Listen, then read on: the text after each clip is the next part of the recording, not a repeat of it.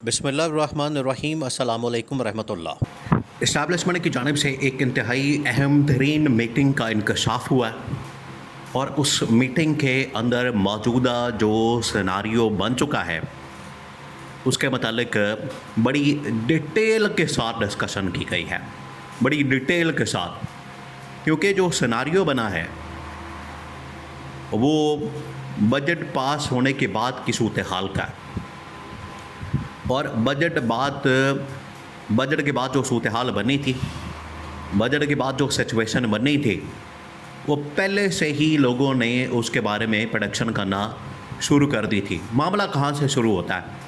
देखिए, मामला तो वैसे बड़े अरसे से शुरू हुआ, लेकिन एन बजट के मौके पर जब ये बजट कौमी असम्बली के अंदर पेश करना था, बजट को कौमी असम्बली के अंदर लाना था, तो उस मौके पर मौजूदा गवर्नमेंट की जानिब से शहबाज शरीफ और आसिफ अली जरदारी ने, देखें, ये बज़ाहिर तो एक दूसरे के मुखालिफ हैं, एक दूसरे के ख़िलाफ़ हैं, इनका आपस में कोई तालमेल नहीं, इनका आपस में कोई पॉलिटिकल, अगर स्पेक्ट्रम के अंदर देखा जाए, पॉलिटिकली देखा जाए, तो दोनों के अंदर नज़रियात में, सोच में, अप्रोच में ज़मीन आसमान का फ़र्क है।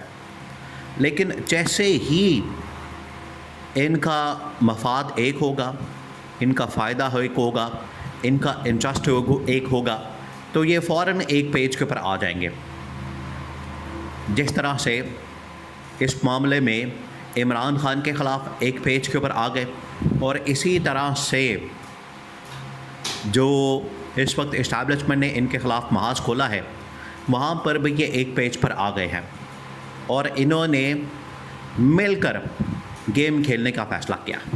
मिलकर इन्होंने इस्टेब्लिशमेंट के ख़िलाफ़, जिस तरह से इस्टेब्लिशमेंट ने इनको उड़ाने का फ़ैसला किया, बिल्कुल उसी तरीके से इस्टेब्लिशमेंट को टफ़ टाइम देने का इन लोगों ने भी फ़ैसला किया। अब जब बजट पेश किया जाना था, उसकी 4 या 5 डेट थी जून की, लेकिन इन्होंने मुसलसल मिलकर, शहबाज शरीफ ने और आसिफ अली जरदारी ने मिलकर इन्होंने इस्टेब्लिशमेंट को तंग करना शुरू कर दिया और डिलेइंग टैक्टिक्स इस्तेमाल किया। तकरीबन 10 दिन इन्होंने बजट को पेश नहीं किया कौमी असम्बली के अंदर। इसने इस्टेब्लिशमेंट को इतना ज़्यादा परेशान किया, इतना ज़्यादा। आप जब भी इस्टेब्लिशमेंट के साथ पंगा लेंगे तो फिर आप रिएक्शन का सामना करेंगे, और आपको पता है कि हर एक्शन का रिएक्शन होता है। वो फिर रिएक्शन आया, इनको फिर उसी वक्त ही पैगाम भेज दिया गया और उस वक्त बहुत सारे लोग मैदान के अंदर उतार दिए गए, जिसमें खबर दिलशाद, साबिक सेक्रेटरी इलेक्शन कमीशन, फिर उसके बाद मोहसिन बेग जो बड़े ज़बरदस्त सहाफ़ी हैं, फिर उसके बाद फैसल वाडा को मैदान में उतार दिया गया। उन्होंने भी कैटेगोरिकली इस गवर्नमेंट को वार्निंग और एक क्लियर कट वार्निंग देना शुरू कर दी कि आप ये जो पंगे ले रहे हैं, आपकी जानिब से ये जो पंगेबाजी की जा रही है, इसका खमियाजा आपको भुगतना पड़ेगा। आखिरकार वो इन्हें फिर खमियाजा भुगतना पड़ा, और वो खमियाजा इस तरह से भुगतना पड़ा कि अब इनको बता दिया गया कि बजट जैसे ही पास होगा, आप बजट पास करेंगे, क्योंकि इन्होंने ये थ्रेट किया था।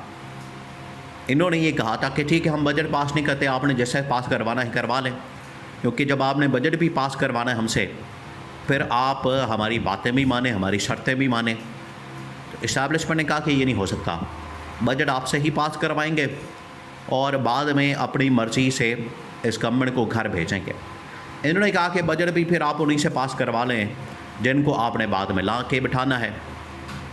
तो यहाँ पर असल में प्रॉब्लम हुई और दोनों के दरमियान एक टेंशन क्रिएट हुई।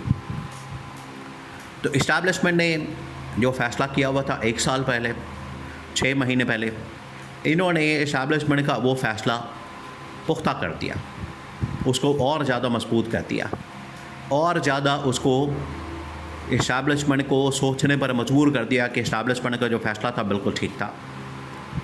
अब बजट के फ़ौरी बाद एक मुलाकात हुई है। देखिए, 2 चीज़ें हैं। एक तो ये कि बजट के फ़ौरन बाद मुहर्रम आ गया, आशूरा के दिन आ गए, 9वीं 10वीं का दिन आ गया मुहर्रम का, उन दिनों में आपको पता है सिक्योरिटी के मामला, इसके अलावा कराची के अंदर एक रेंजर्स के वहाँ पर कैंप ऑफिस में एक बहुत बड़ा हमला किया गया। तो इस सिलसिले में एक बड़ी मुलाकात हुई, इस्टेब्लिशमेंट ने एक इस सिलसिले में मुलाकात की। सेकंड ये कि उन्होंने पॉलिटिकल सिचुएशन का जायज़ा लिया पाकिस्तान के अंदर, कि पाकिस्तान में अब ये जो पॉलिटिकल सिचुएशन है ये कैसी है, अब ये डेवलपमेंट्स क्या हो रही हैं, इसके अंदर क्या होने वाला है। तो इसके ऊपर भी इन्होंने बड़ी डिटेल के साथ जायज़ा लिया कि हमने करना क्या। जहाँ तक सिक्योरिटी की सिचुएशन है तो सिक्योरिटी के ऊपर इन्होंने ना सिर्फ जो प्रॉक्सीज हैं, तालिबान है, अफ़गानिस्तान है, इंडिया है, उनको ये पैगाम भेजा कि आपकी जानिब से जो पाकिस्तान के ऊपर हमले हो रहे हैं इसका मुंह तोड़ जवाब दिया जाएगा। तो ये पहला इनको जवाब दिया गया। नंबर 2, इन्होंने जो पाकिस्तान के अंदर पॉलिटिकल सिचुएशन का जायज़ा लेना था, पाकिस्तान के अंदर जो इस हवाले से पॉलिटिकल इकोनॉमिक बेहतरी के हवाले से बजट के बाद की सूरत हाल का जायज़ा लेना था, उसमें अब फैसला किया गया और वहाँ से पैगाम कन्वे किया गया है शहबाज शरीफ को, क्योंकि GHQ के अंदर ये सेटिंग होती है, मुलाकात होती है और उसके अंदर ये सारी डिबेट होती है, उसके अंदर ये सारी डिस्कशन होती है, जिसके अंदर सिक्योरिटी, अमन व अमान की।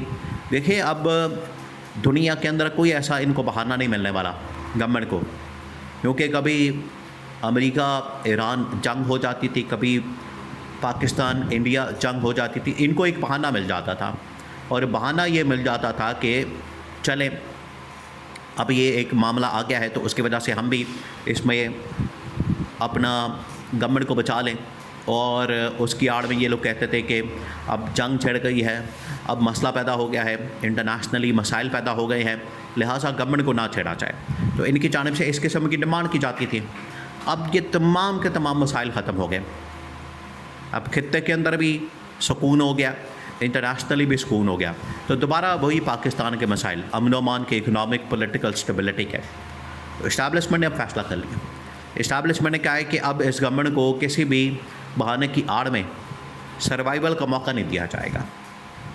जितना इन्होंने सर्वाइव करना था, जितना इन्होंने अपने आप को बचाना था, बचा लिया। अब इनको मज़ीद मौका नहीं दिया जा सकता।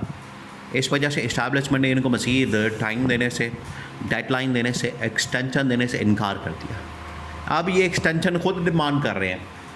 एक ज़माने में आपको पता है इस्टेब्लिशमेंट की एक्सटेंशन के ऊपर बड़ा शोर मचाया जाता है, इस्टेब्लिशमेंट की जनरल आसिम के एक्सटेंशन के ऊपर या आर्मी चीफ के एक्सटेंशन के ऊपर बड़ा ये वावेला किया जाता है। अब ये खुद एक्सटेंशन डिमांड कर रहे हैं, खुद इनकी जानिब से एक्सटेंशन डिमांड की जा रही है। लेकिन इस्टेब्लिशमेंट का फ़ैसला दो टोका है, सबसे पहले शहबाज शरीफ और उसके बाद आसिफ अली जरदारी और चेयरमैन सेनेट, पूरी की पूरी गवर्नमेंट वो इस वक्त निशाने पर आ गई है।